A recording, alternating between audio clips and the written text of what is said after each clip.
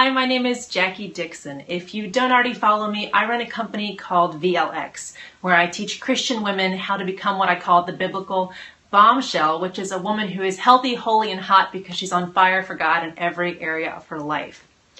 If you've been following my blog, you know that we just wrapped up a week or so ago a series I called The Model Mentality, where we talked about how to adopt the mentality that we are all modeling a lifestyle. We are modeling the results of whatever it is that we claim we believe, whether we're Christians or not, or whatever area of our life that we say we believe a certain philosophy, we're always modeling those results. Whether we think we are or not, or whether we want to be or not, we simply are.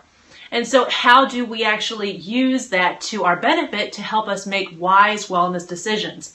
We talked about model wellness hacks, and then last week I gave you the wellness tip of redefining the experience. But what I want to talk about this week is something that is just so much more pivotal. And it's a little bit like the model mentality that I talked about in the second video of that series, which was 4 parts. And that is how you think about yourself. This is more than just self-identifying, though. This is permission to dream. I've worked with a master life coach named Tanya Lee, and she's absolutely fantastic. I love so much of what she does. But one of the things that really struck me about what she teaches is that she asks women to consider the question, who do you want to be? Now, a lot of us are asked, what do you want to do? What do you want to do in the world? What do you want to do tonight? What do you want to do this weekend? What do you want to do for your career? What do you want to do, as far as what your family life is going to look like? What do you want to do? But she says that there's much more power in asking ourselves, who do we want to be? Because I think when we say, what do we want to do? We start to answer out of obligation. We immediately go into that right brain. I think it's the right brain, which is logical. Am I right on that? I'm not sure. That kind of what has to be done, what's supposed to be done, how should I be doing this, what makes sense, what's logical, what's a good idea, what seems to fit, what seems to be possible, what seems to be reasonable.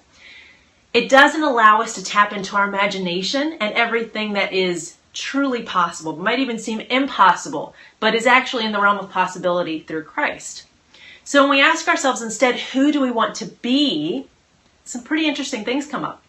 Now, when I asked myself that question just in the last couple of months as a new mother, it was a really fascinating opportunity to say, how do I want to be as a mom? Who do I want to be? Who do I want to kind of walk through the world as in this mothering role? And how do I want that to impact my other roles? Do I want to become kind of your stereotypical suburban soccer mom? Or do I have a different vision for what I think God's calling me to and what I personally love and just think that I'm probably designed to be?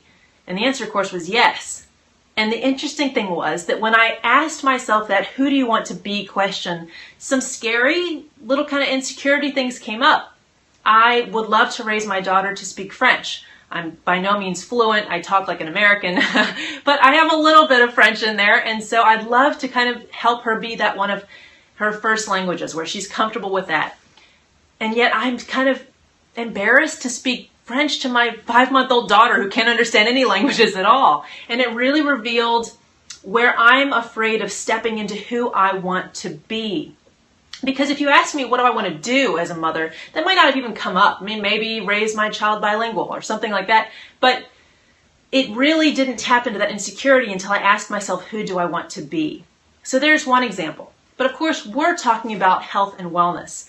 What I often find with women I work with and speak to is that they have come to label themselves and see themselves one way. And in something I do called the Bombshell Membership, we talk a lot about labeling ourselves and how to step beyond the way we've subconsciously labeled ourselves. And a lot of these women have labeled themselves as overweight, out of shape, unhealthy, and those are kind of the top level of labels they've given themselves they might be aware of. But subconsciously, there's even more there, and it's a lot harsher, unfortunately, very frequently. This was certainly the case when I was struggling so much with my body. I wasn't just overweight or out of shape. I was disgusting, despicable, never going to be one of those women who's slim and fit and healthy and happy and running around enjoying life because she's not worried about her body all the time. Those are my more subconscious beliefs about myself, my labels. So what I want to ask you is, Who are you currently telling yourself that you are? And who do you want to be? Who do you want to be in any area of your life? But specifically right now, because we're focused on it in this body stewardship season, who do you want to be in your health and wellness? Who do you want to convince yourself that you are or that you could be? Who are you struggling to believe that God may have called you to be and that you're capable of becoming? It's a very, very powerful question. Do you want to be one of these women who easily fits into the clothes in her wardrobe? Do you want to be one of these women who goes shopping and actually enjoys the experience instead of dreading going to the fitting room and learning that she doesn't fit the size that she had even just half a year before? Do you want to be one of the women who's confident on the beach, toned and comfortable in her bathing suit, really enjoying the experience instead of wondering what everyone's thinking and figuring out how she could possibly stay covered up? Or maybe just not even joining on the trip at all. Who do you want to be in your body? Now there's a lot more to this, and a lot of it is who has God called you to be. My simple, basic, end of the story, punchline, give it away answer for you is a lot more than you think you can be. He has such extraordinary wellness waiting for you. Now, obviously our bodies are broken, and this side of heaven, nothing is going to be perfect. But when we learn to have positive self-care, and when I say that term, I mean both the mentality, the mindset, the ideas around how we think of ourselves, and those practical lifestyle habits and decisions that we make on a daily basis that really create a flourishing body inside and out. You have so much ahead of you. Now, you guys, I'm so happy, loved that Model Mentality series. I got all kinds of fun feedback. One of you even told me I should write a book about it and call it The Model Mentality, and maybe someday we will. But because of that, I want to start off another series that I have been saving. Now, I filmed these videos that you're going to see over the next month in Croatia. I think 2 are filmed in Croatia and 2 in Florida, if I recall correctly. And they are just spellbindingly gorgeous. I mean, I like my little office set up here, but there's nothing quite like being right on the ocean with the waves behind you and the winds blowing, and it is just an incredibly inspiring locale for the things that we're going to be discussing.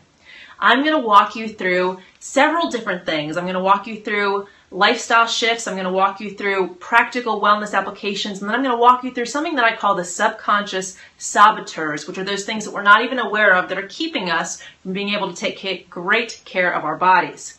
So make sure that you stay tuned. And as you wait for these videos to come out, which I really think you're absolutely going to love, I want you to just kind of meditate on this question of who do you want to be?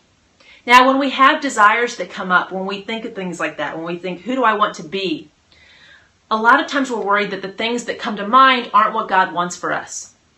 This is something I could do a whole training on, but just briefly so that you know, you're looking for 2 things when you ask yourself this question, things come up. First, is it in line with the Word?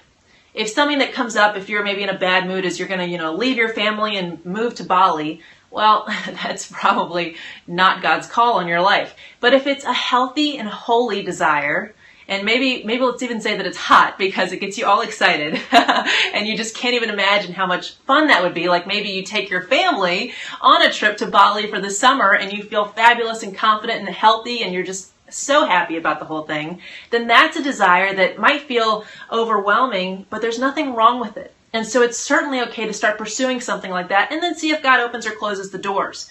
But having that mentality as you ask yourself, who do you want to be, allows you to safely know that you can dream big, knowing that you won't step outside of God's bounds because you're keeping it in line with the Word, and then you're just going to pursue it and let Him either make it possible or not. But go ahead and in this first step, let yourself imagine, who would you love to be?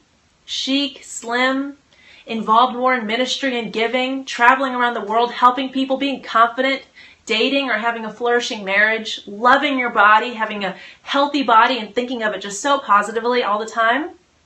Who do you want to be, gorgeous? There is so much waiting for you.